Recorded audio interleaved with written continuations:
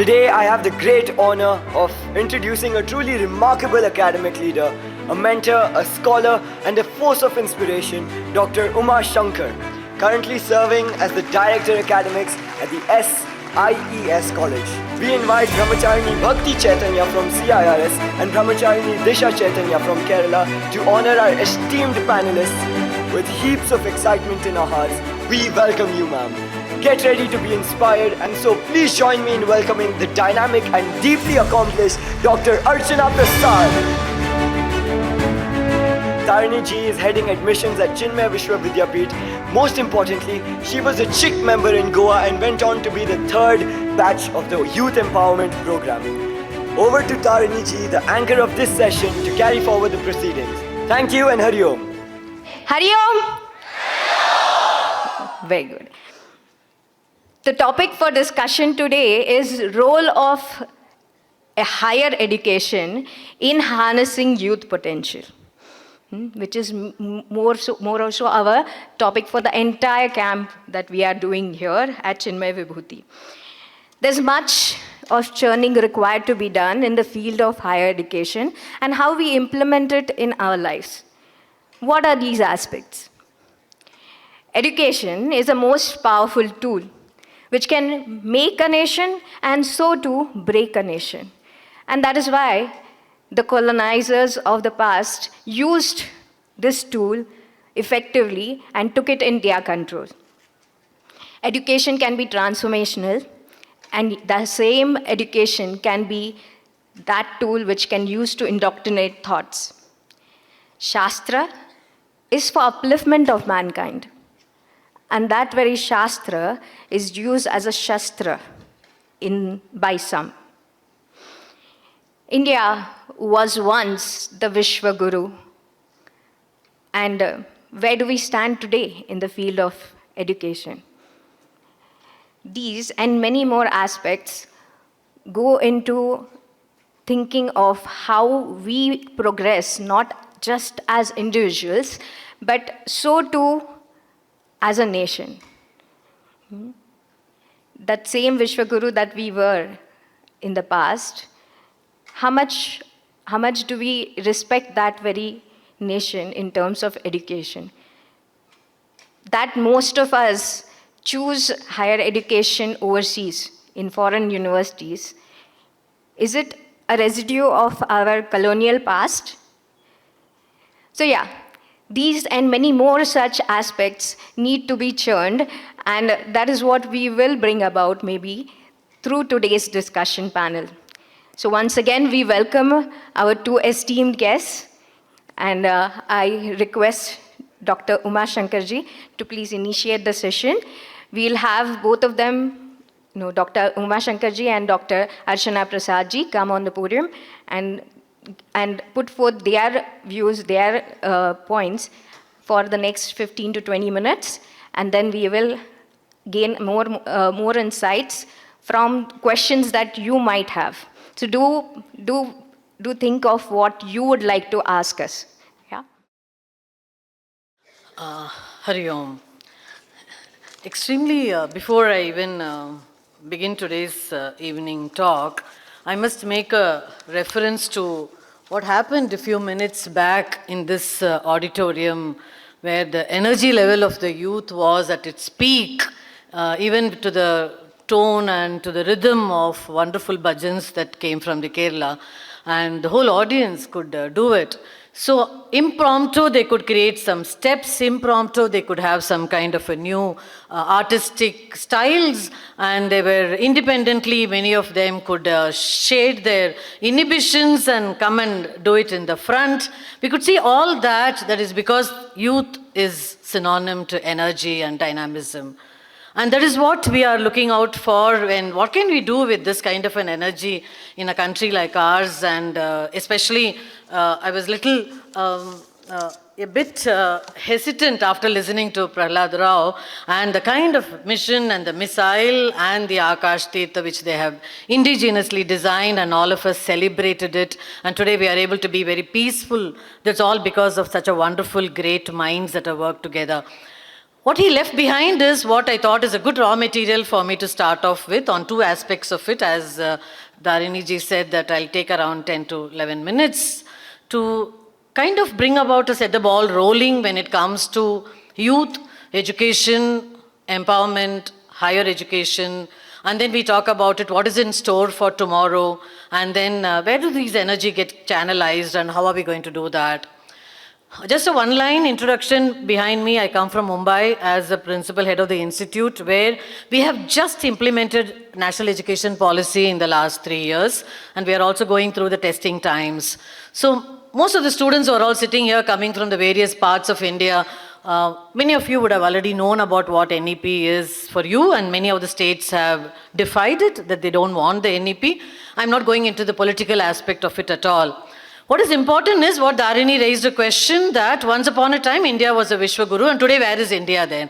Why are most of the things, people are all rushing towards Detroit and rushing towards US or Europe or Australia or New Zealand, etc., all of that. Of course, yes, that was once upon a story of that kind. NEP now concentrates on, we want people to be here. If they have to be here, then we will have to offer what we can do the best with the educational policy. So in gist, if I have to tell you 5 or 6 points as just on the nail, if you're going to hammer it on what NEP stands for, it is definitely talking about the skill. It is definitely talking about a holistic development. And it focuses on what we call it as a critical thinking. We do not want any more of students simply learning, what do you call it, as ratifying all the answers and reproducing it in the exam and just getting some scores. We don't want that. So your evaluation pattern has already undergone a lot of change in it. So you can be evaluated for expressing the same questions or the same kind of queries that has been raised by the teacher in various manner. You can come up with a quiz, you can come up with a report writing, you can watch a movie and write a report on that. We do all kind of it. Around 50 to 60 types of evaluation methods in our college, we have tested it, and it has worked brilliantly. And that is because the youth are able to take it up, and they are also giving us more ideas to take that way. So NEP has opened the floodgates. And in that, there is one compulsory thing, what we call it as, along with the critical thinking and multidisciplinary approach that we have, is a science student need not be just bow down only with the science subjects. Like in our college, with the humanities students are also going in for a stargazing 2-credit course, or about fungi, or about dieting, or about managemental studies, or how to start a short business. My father was a businessman, but I want to do it take it up as a family business. But I don't have maths, I don't want chemistry. You can do that. Or a science student is ready to take up something called what is a constitutional right, what is psychology. I come from the world of philosophy. So what is a philosophical or a critical thinking is, what is a Socratic method? One of it which Prahlad Rao also made a mention, which I don't mind repeating it. He said that first ask whether this is useful for India, is useful for Bharat, right? Socrates made the same kind of a thing, said if somebody is coming and telling you a good idea, ask them whether it is useful to you. Is it truth? Are we doing that kind of testing at all? The litmus test must be done by each one of us. Can we do that and then pass it on to the others? Otherwise it becomes a gossip. Unless you're giving a knowledge which is valid, because our tradition has been an oral tradition. We have come with that, and today what we stand here for is all that we have carried from generations to generation. So yes, once upon a time ours was a Vishwa Guru, and today we can also become, because Indian knowledge system today has come up in a big way in national education policy. A lot of the students in Maharashtra, if you're all here, you know that under Indian knowledge system, we talk about architecture, we talk about medicine, we know so many numbers which are all, we don't even know how to count it if it crosses a crore and all that. But the 0 and the 1 was given by our people, and we therefore respect them. How do we going to start all of that? So who is the Charaka? Who was Sushruta? Who was Chanakya? All these people have written great things, and it is your responsibility, I reiterate what Dr. Rao said, that we need to take it further in order to channelize that and make India great. Make in India should be made by us. The thought process should start from us, and this policy of ours definitely opens up. if you look at it as students, we are all always counted or enumerated only by numbers. What is the mark that you got? What is the certificate you got? At everywhere it is numbers. You cannot escape that, because that's how you're going to be evaluated, from one class to another class, to one course to another course you go. But keeping aside that, there could be many other things by which you can be evaluated, and that is what we needed. My hardcore message today, I want you all to take it back home with you, is that attitudinal shift we need to have it. It cannot be so rigid with what we are talking about. This is what I will learn, and this is what I'm going to excel in, and this is what I need to be evaluated. It need not be. You can be evaluated on anything that you like it, the way you want to learn it, and the way you want to also express it. This, the National Education Policy gives us. So as teachers, we are all extremely happy about it, because there are, of course, the workload has become more, and the time that we spend in the college hours has become more, but all is going back to the students, and therefore we are able to gauge that. A student who cannot even express oneself in a very confidently, lacking in the oratory skill, or not able to convey the message, or not ready to come up to the stage and talk about it, we encourage them. Even if they are able to do one presentation in a class, we are ready to evaluate it. A student may not like to write the exam, it's very boring, but they are ready to talk about it, or they could present it in a PPT form. Today, as you youngsters are all sitting in thousands here, you are all far, far more intelligent and tech savvy than all of us. I can very happily say that I'm very ignoramus standing here. But we outsmart you, because our experiential learning is far better. And our character building, which is one of the foremost thing in the NEP, we focus on it. At SIES, I'm proudly ready to say that we have initiated something called a value lab. We say that the student can be a great scientist, or a doctor, or an engineer, or whatnot, or as a teacher proudly, or any other profession today you can take it up. Do you have your ethics and morality in place?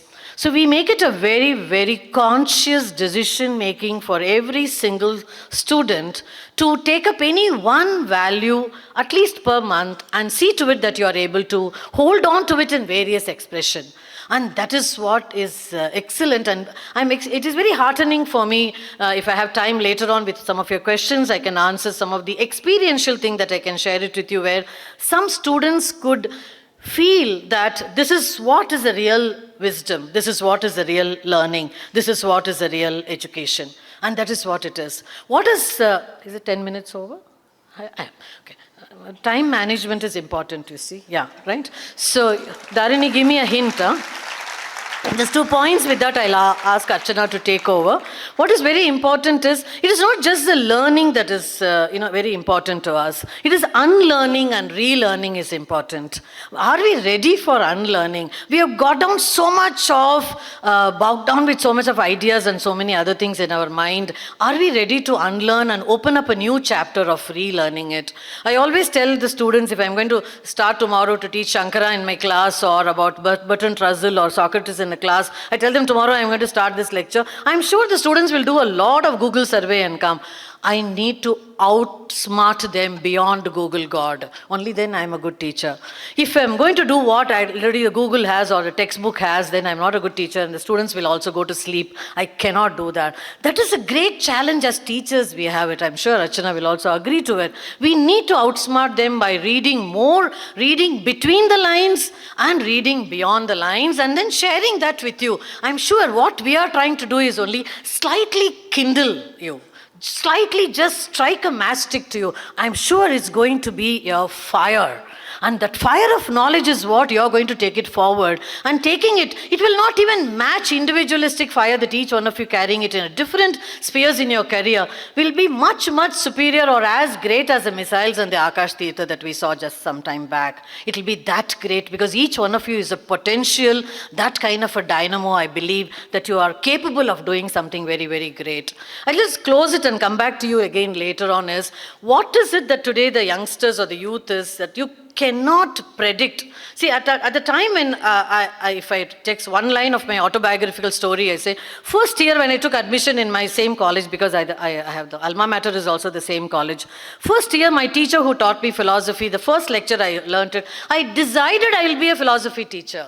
Imagine, such a stupid idea it was, I thought at that time, but The teacher was so superior. The teacher was so great that she instilled that in that lecture. I told her, how do I become a teacher like you? How do I do PhD in Vedanta? How do I do all that? Everything fell in place because I set my goal, and it was so great, and fantastic teachers that we had that we could do that. But your generation or now, you cannot predict, I have done this course and tomorrow I'll go to the job, I will be able to do that. Don't expect. All that you have to expect is uncertainty. I'm not trying to frighten you, dear ones. I'm not trying to do that. But what is very important is, unless you prepare yourself for all kind of things. Tell me, even 10 days back, 1 month back, did we ever thought there'll be a war in India? War was unheard of. Did we ever thought that the Harvard University will not give us a seat, how much of our money we have?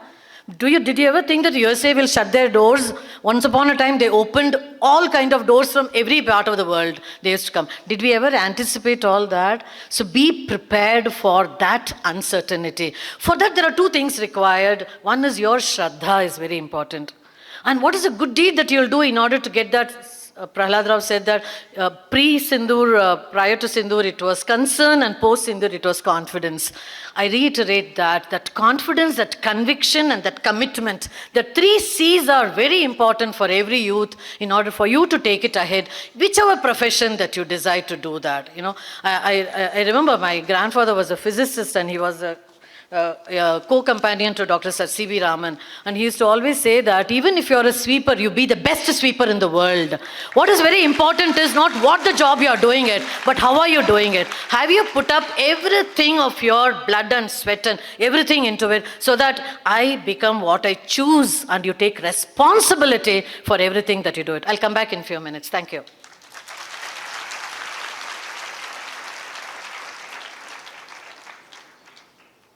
Good evening, Namaste, Hari Om.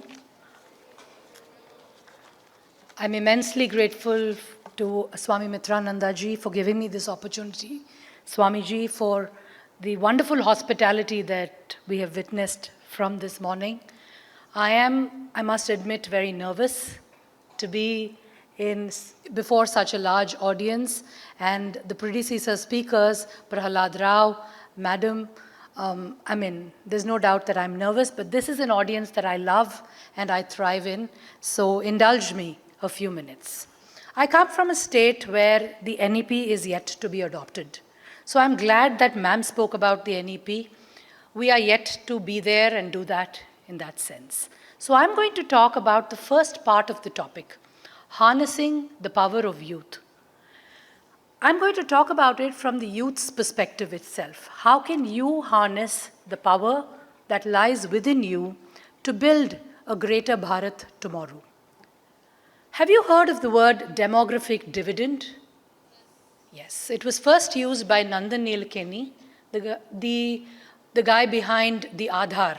He started his career in Infosys, and he called India a young nation in the face of a graying world. For those who are not familiar with the term, demographic dividend means that India has a young population and can gain or get a dividend from this young population. Case in point, in the year 2030, it is estimated that about 70% of the population in India will be workforce material. They will be capable of contributing to the economy. Case in point, the average age of an Indian today is 28 years, whereas our counterpart in the US, the average age, median age, right, not average, median age, is about 38 years. In Europe, it is 40 plus. China is also about the same as US, 10 years older than the median Indian. What does this mean? That when the world is getting older, we will have a large number of people who are the youth.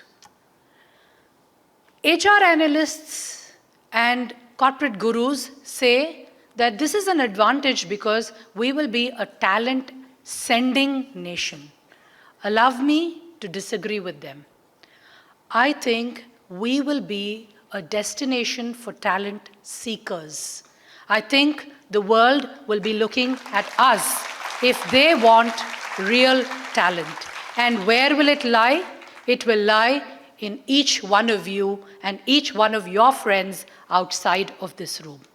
So what then do you need to do to prepare yourself to take advantage of these talent seekers, to build this nation? The World Economic Forum comes out with a Future of Job Skills report every year. This year's report, 2025, the report came out in the month of January, and I'm going to talk to you about the 5 top skills that it says that the youth of today should have. And we are going to talk about it with meaning, because these are skills that you don't need to go to a college to learn. You don't need to go elsewhere to learn. Where can you find these skills? They are innate to you. What do you need to do? Hone them. How do you hone them? How do you sharpen them? By being part of experiences like today. What are those 5 skills? The first skill, analytical thinking. What is analytical thinking? It's a higher order skill, they say, right? Analytical thinking is very simple. You have a problem, don't look at it as a problem. Look at it as an opportunity.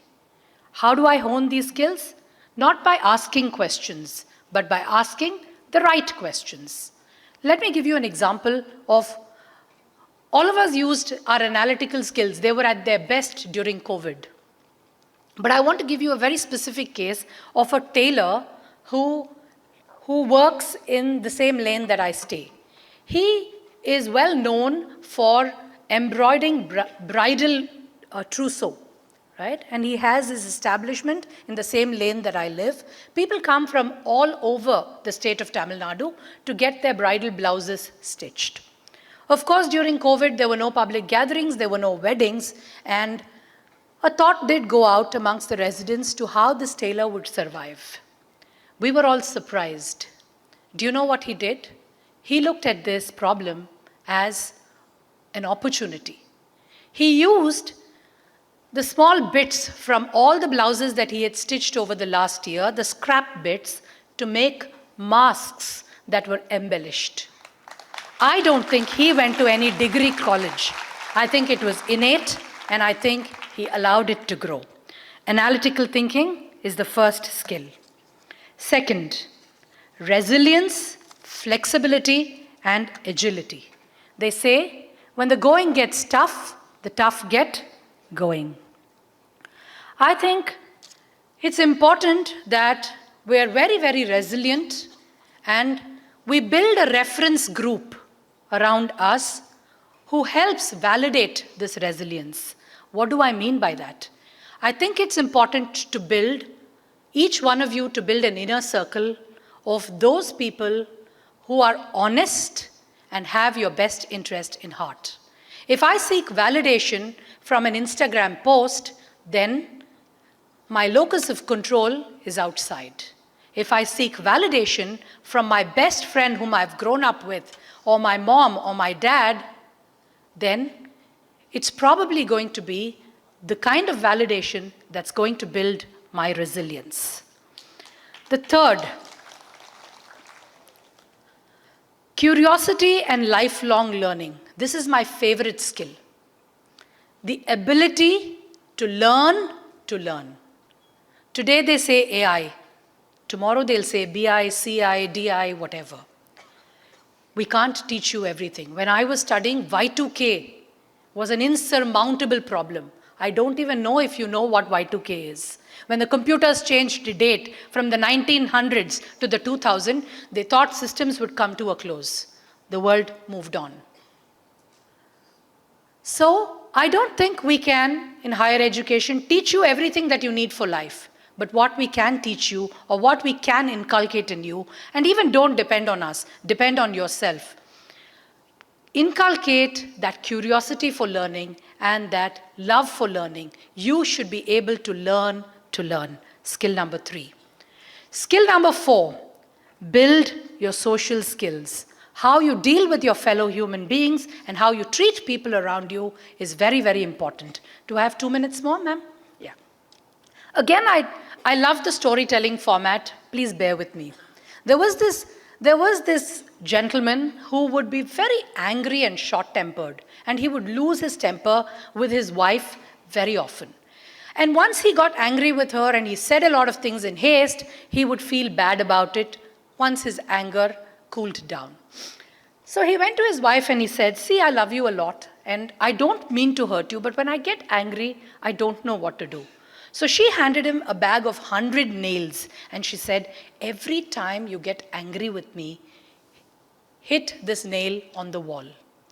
He then started to realize how quickly the nails were running out. And in a few days, he had used up all the 100 nails on the wall. Realization hit and he said, "That's how often I'm getting angry." And the change came from within and he said, "I'm not going to get angry anymore." So his wife said, "Well, let's see. Let's also do something. Every time you control your temper, pull out a nail from the wall." He was good at it because the change came from within. And within a few days, he was able to pull out all the nails. Feeling mighty proud, he said, "I've learnt to control my anger." Do you know what his wife said? "But look at the holes you've created on the wall."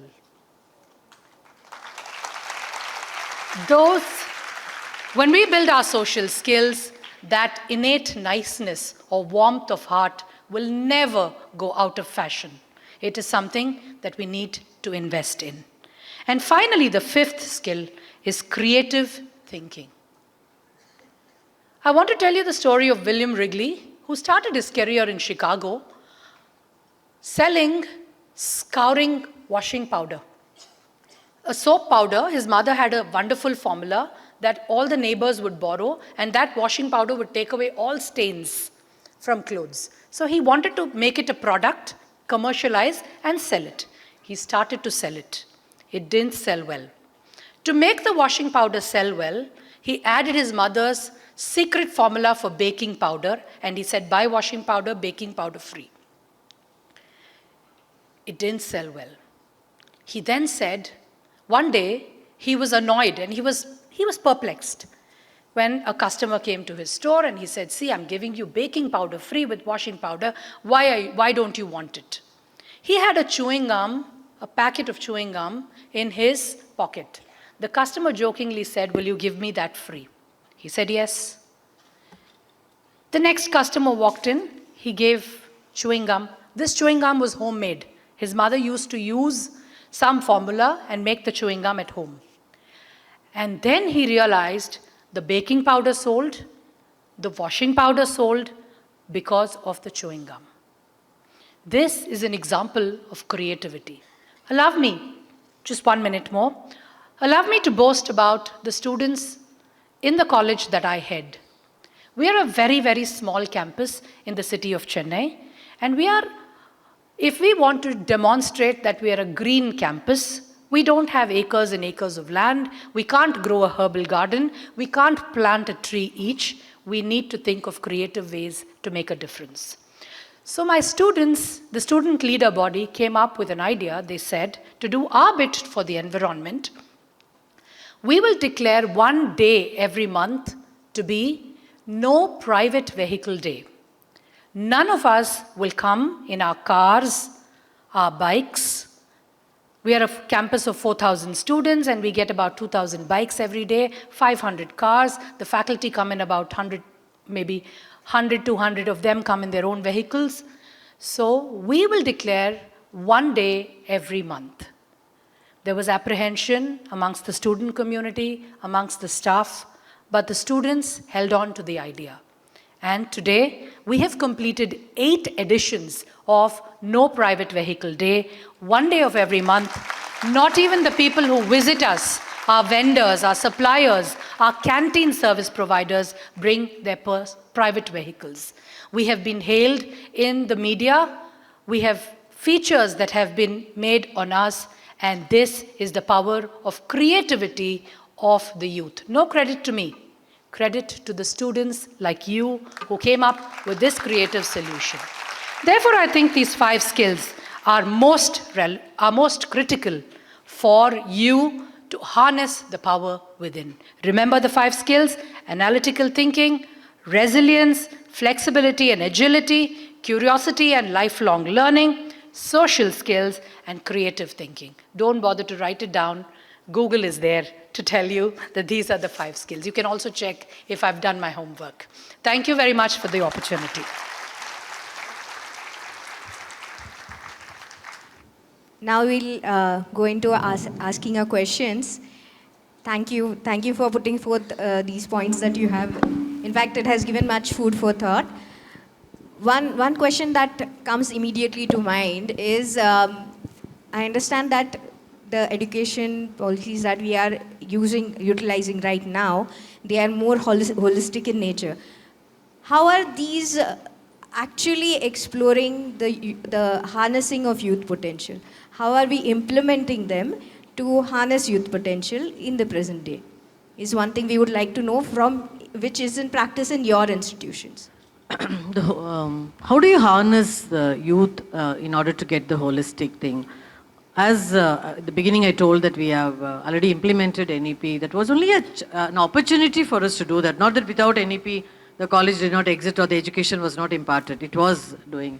What is very important is beyond the curriculum that has been designed by it, can we also add up many other things to support them? I'll just give you an example for it. Prior to NEP, when we got the autonomous status, what we did was, we created a lot of 2-credit courses in the college, around 50 to 60 courses, whether it was indigenous language learning in the campus. We have only 4-5 languages in the college, apart from the 10 more languages, including Telugu, Sanskrit, and even Spanish and the others. Languages was one kind of it. Life skills separately, 2-credit courses. And also things which are all otherwise not taught, like it could be heritage or tourism or visit to a nearby fort. Like Archana said, I was also reminded of, if you look at SIES College in the Google also, if you read, it's just a building, that's all. We don't have much space in Mumbai. Anything else you can have in Mumbai, but not space, right? So, our students again decided that I wanted a green campus, little lalchi, right? We wanted to have it somehow or the other.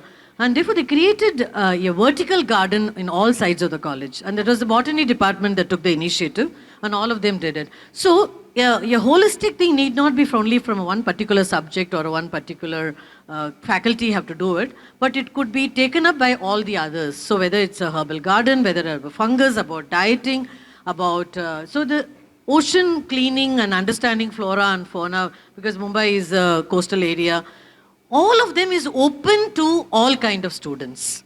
So anybody can choose a course that they wanted, irrespective of the faculty they belong to. So that was the first point for me to look at a holistic way of giving education to students. So prior to NEP, I just simply experimented it. Like even our art students could go to Kagol, we sign an MOU with Kagol Institute. Therefore they could come to Wangani here and do the stargazing. And the science students could do something like they want to learn about psychology, mindfulness, what is therapeutic understanding, counseling, philosophy of mind. These things we could give it to them. So all this and the commerce and the management students could have, usually what they talk about as financial literacy and managemental thing, HR policies, and what do you talk about legal. There are a lot of law students also here, what they can do it. This intermixture was opened up to the institute. So that was the first trigger that I could have it in terms of holistic education. And then it took off very, very structurally under NEP. Then it became very easy for us to take it ahead. I think 2 cornerstones of NEP, to me, which has revolutionized the way as higher education administrators we do our job. One is the vocationalization of education, understanding that there is dignity of labor in whatever they do. So if my student would like to become whatever, a pranic healer, would like to become a makeup artist, would like to become an embroidery, a boutique owner, whatever my student would like to do, an RJ, a DJ, right? It's perfectly okay, a radio jockey. We have a radio station on campus where we give training to students to become radio jockeys. So there is dignity in whatever people choose to do. For instance, we have a teaching assistantship program where postgraduate students don't have to do a research project. They can serve as teaching assistants and prepare for teacher eligibility tests. So, yes, they can, which is combined with an internship. So they're tagged to a professor and they deliver fundamental lectures. So vocationalization of education is crucial. Secondly, an interdisciplinary approach. So who says that food science student cannot study photography? She could use that combination. A Viscom student can study stock trading. So an interdisciplinary approach, which I think is very important, whether your state has adopted NEP or not, your way of thinking should be to add a skill outside of your discipline. So if you're an engineer, look at learning a foreign language. Imagine the opportunities it could open up. You could write code for a client coming from that country. So therefore, I think an interdisciplinary approach is very important.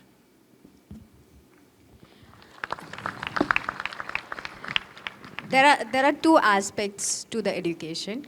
One is the individual transformation, and the other is contributing towards our nation. What do you think is the one important thing that you do or you make it as a part of the culture of your college to instill pride in our nation, to instill pride in the progress of our nation?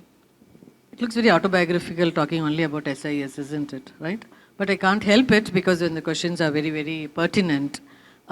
Two things, yes. Personal transformation, by giving these kind of opportunities, we open the floodgates for the students. Whatever you want to do it, as Archana very rightly said, anybody can become anything today and the dignity is there. You're no longer being told that you are not capable of, this is not part of your family, etc., etc. I think that kind of, I would always say that more than the youth, I would like to address the parents, because they are the ones who try to put in a lot of ideas to the students that you do. I could not become a doctor, so you become a doctor. I could not become an engineer, so you become an engineer, and all that. So this kinds of thing breaks up. And I think today, this generation, you people are very lucky enough that you can be more focused. I remember Gurudev's words long ago, 40 years ago when I had attended his yajna. He said that the youth are the one who are, don't call them useless, they are used less. That's Gurudev, right? What a punchline he used to give us. And I feel the same thing. Your potential is being used less. But if you are able to catch up on that and ready to do that, personal transformation can happen, a trigger can happen and all that.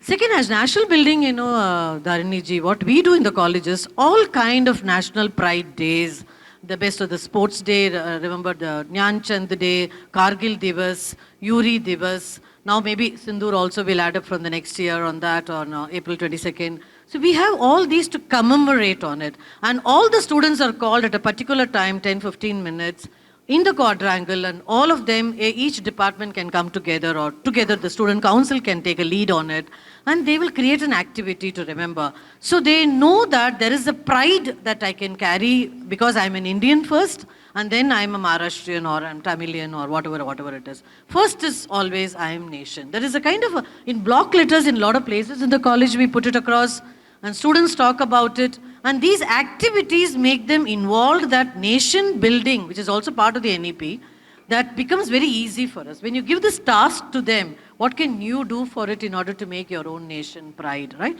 Now you're able to see that after, not only just because of Trump coming back to the seat where he is now sitting, even prior to that, the things have started moving. Not just to remember our Nalanda and Takshashila, but we are trying to get in. Within 2 years after we got autonomy, we have already signed with 3 countries for an MOU with them. They are ready to take our students. Student exchange program is going on. We are trying to run courses between both of them. It is happening. So we need to make these kind of bridges, and thanks to COVID that you don't have to physically do all of them. We can do a lot of webinars and connect virtually, and that is possible.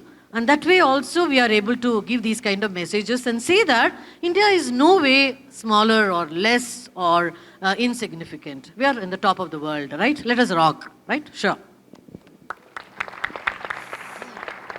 So I believe that nation building can be looked at from a very everyday micro perspective. When I do something to build the immediate community, I'm contributing to nation building. In our college, the students adopt the immediate community. We have a couple of schools in the vicinity where the students of the college go in to provide some kind of remedial coaching, communication and soft skill coaching for these students. In our computer science labs, we have to upgrade the computers every 10 years. So the old computers, the students work on getting it into proper working condition, and these are donated to these schools, and we have set up 2 labs in 2 primary schools where computer science is not going to be taught, but basic digital literacy is going to be taught to the primary kids of 1st to 5. We have a project that I'd like to talk about because I'm proud of it. It's called the Project Ahar. This project is in the 10th year, where students have an annual fundraiser. They raise funds, and using those funds, a nutritious snack is given to about 300 children in these schools, women children, girl children in these schools in the classes 10 and 12. So typically, in our school system, classes 10 and 12 stay back for special classes after school. And these are schools where students, poor children, marginalized children come and study. The Tamil Nadu government gives them a breakfast to attract them and keep them in school. But what we do for these 300 children belonging to 3 schools, we give a snack, a millet-based snack at 3 o'clock so that they have enough nourishment to sit through the special class. And this is something that the students do. They raise funds through a fundraiser activity. They have a dandiya night. They have a movie screening event. They have a rock concert on campus, and the funds that they collect are used for this. One more question before we pass on the mic to the audience. You know, while the world is going towards agility, right? And everyone is speculating as to how we'll keep up with AI and how, the human thinking is going to go backward because AI is going to take over. One thing is imparting the skill of technology, and the other is building a mindset to adapt to technology. What role do you think IKS plays in that? Because there is also much speculation as to aren't we going a little bit backward by going towards our past in terms of IKS? So this is one question which I would like you all to answer. Yeah. So I think IKS, I think IKS is the most misunderstood term, right? I think people think that IKS is only when you talk about the work that Aryabhatta did and all the work that goes into astronomy, when you talk about how medicines, Rasayanam was a science and all of that. I think IKS is about understanding our society as it existed from time immemorial and the life skills that it teaches from there. For instance, the joint family system. Can there be a better example of team building and group dynamics than that? Absolutely not. All the home remedies that our grandmothers found from the kitchen is the greatest example of IKS. So I think IKS is not to be viewed in a silo as a body of knowledge, but something that is interwoven into everything. If you go into the AICTE, which is a regulatory body for engineering colleges and B schools, management study, B schools, they have an exclusive website for Indian knowledge systems. Today, as I was coming here in preparation for this lecture, I was looking at some of the research topics that researchers, academics have done in the area of IKS. Unbelievable topics. I found a very interesting paper which says prana, breath, and breath-related activities and its impact on mitigating suicidal tendencies. Now, this is unbelievable, right? So, You see where IKS is taking us back? In understanding that we already have holistic living in our culture, we only need to adapt or be open to it. Very true. On similar lines, what I look at it at IKS is, when you open up any of the subject, whether it's a sociology or culture studies or popular culture, philosophy or any of the subjects, most of the theories are from the Western, either the European theorist or the economists that we have is right from Keynes to all of them, from Socrates to Bertrand Russell to Ayer to whatnot. So we have all of them from the Western. Why not also be, India was not sleeping all this while, right? There have been a lot many things that have happened here. And as Indians, if we do not learn it, and we do not understand it, we will have to wait for all the Germans and the Europeans to do it and then come through the Atlantic Ocean and then come back to the Indian Ocean, only then we will learn it. Why should it be like that? So point one is to revival of learning what our own people have done it in the past, taking a lot these kind of examples of it. It is not that everything was great. There are a lot of things that we need to also look at it that we should not do it. That is also very important. We had a sati, we had a child marriage, we had not many problems with our society and all that. We can also shun that. That need not be glorified because we have moved out of it. Why talk about them? So in the Indian knowledge system, the research can be what is the best that we have missed out, we have lost it, we have ignored it, we have not acknowledged it, we did not recognize it. Can we get back all of them and put it into practice now and do a research like this? One of my own PhD students is doing it on prana only. And that too with martial art. How martial art today can be, as today the Maharashtra government is going in a big way to give defense studies to all the girls free of cost. And our college has taken it up as one of the activity for them. How girls can defend themselves with the martial art and all that. So you can make the Indian knowledge system very, very useful to us, the way we look at it and the way we want to take it up in our own system, in our own educational policy. And then you can allow the students to do a lot of research on it. So it may look like we are going 2 steps backward, but actually we are going 5 steps forward. So that is the kind of underlying truth that we will have in it, okay? Hari Om. So I have a question. So we talked a lot about the technical skill set and how you can develop that. But the first thing which lies at the core of every individual is the character development. And as a boy and as a man I'm coming from my experience, I have seen that in the educational years, the character of the people around me has got deformed. This is the blunt reality on my part. So how to bring into place the character development among youth as an educational institution, home and society? I'll give you 2 examples. As I just, in my initial talk, I told that Value Lab, a kind of a concept that was my baby. I was telling Archana and Dharini in the room also. 10 years back almost, I created something called, because of this concern that you're talking about, that we keep complaining the students are not moral, the society has degenerated, parents are not caring the children, everything is going wrong, and therefore we are wondering what to do with them. So, with a very concerned, unless we come up with a solution, I started off what we call it as a value lab, where my only students are doing it. And all that I need is space, again with a limited space. Just one wall is called as a value lab law. I think if Nandana is here, she will know about it, what I'm talking about. So this wall was what called as a value lab. And students, every first day of every month, I'll declare a value. So the whole college consciously will work on that value. So the students will take up an activity, whether it's a quiz, whether it is an activity, whether it's a guest lecture, whether it's a debate, or somebody might have written a poem, and you just bring the same poem. You need not write a poem another. If you are capable of, you can write a poem on your own. But what is important is, I'll tell you 1 or 2 instances that has triggered which brought the character building in the college. Right? If it is like forgiveness was one of the value that comes to my mind right away. And forgiveness is a value. I told them first you need to forgive yourself.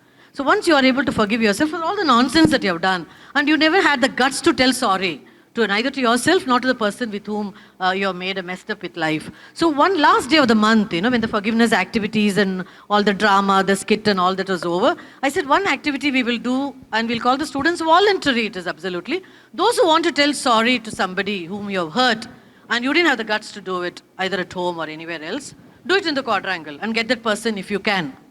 Right? So what happened, look at the tamasha is later on, you'll give a better clap for me. So what happened was, some of the students who wanted to tell sorry to some people, they called a friend and 8 years I've not been talking to you. That day you told something, I didn't wear a good dress and you were the first one to critique it. How dare you do that? Our friendship got lost, so you want to tell sorry, all that. But one child, even if I say now, my tears come to my eyes. That child brought his grandmother. And he said that this grandmom with whom, madam, I was not talking last 6 years because we had a family fight and something happened at home and I thought my grandmom was wrong. And I every day I remember the wonderful things that she has done, but I didn't have the guts to go and tell her that I'm wrong. I'm sorry for what harsh words that I've used. Therefore, she stopped talking to him. And she came and the whole family came. And they said because of this one value, the family got united. I mean, it was phenomenal. And the guts, to forgive, as Gandhi said always, to forgiveness is such a value that you must have the greatest courage. For anything else is a cowardice. For forgiveness, you must have a lot of courage to forgive the other and also to receive that forgiveness. So value, as you're talking about, is a major thing that can have a character building. And we at SIES, because it was my baby, even today we have it. If you go to our website, we have a value calendar. We prepare the first 3 months, the 3 values that we have. The second term, we have another 3 values. All activities, and the same way as Archana is doing it, we take this value lab to all the near municipal schools near our college. So we also give them. So those schools are also waiting. Already I got calls last few days, What is the first value in the month of June? Tell us now only, we want to start preparing for that. What is the value you're going to have? So this is the way, small step, that's all. But it's always the first step that you make, you can always take a greater leap in life. Thank you. Hari Om. Hari Om. I'm also a proud alumnus of MOP and ma'am is here today. So I just have a question, ma'am, regarding on the topic that you spoke. You said 5 values, right? Often I feel that competitiveness in the academic world often overpowers value-based learning. So what would you say, because there are a lot of competition in colleges even today, a CGPA and all of this comes in. So how would you advise us to, overcome it and then have that value-based learning? So that's my value-based learning. 5 values you spoke about. So how do you, all those 5 values, how do we inculcate it, and also how do we do that value-based learning as well? See, competition is going to be there at all times with students. As I also said, that numbers will always matter. What is the score? Your neighbor will ask, what is your 10th standard? What was your percentage? Only 79, no? 12th standard, what did you get? They'll keep asking all that. You ask yourself, what is it that you're competent enough? What is your core competency? Once you are able to see your own core competency and that, after that you will, move ahead of this. The competition is going to be really cutthroat everywhere. And we should not succumb to it. One of the skills that she spoke about is resilience, if you remember what she told about it. We need to get back and do that. But at one point of time at least, I can be little 1 minute of autobiographical. When I finished my 10th standard with a super duper percentage and all, my brother thought I should become a doctor. He, without even asking me, dragged me to a college nearby and he put me into science. And he said, you do science? I want you to become a doctor, that's all, right? So I said, okay. The first year itself, going to the biological lab, sorry for all the botanists and zoologists sitting here, I didn't like that. We used to have those days, the dissection of a cockroach and a frog and all that in the zoology lab. First time I saw that, and I was just new to the chick also, very, with all these values already going into it with Gurudev's presence at the time.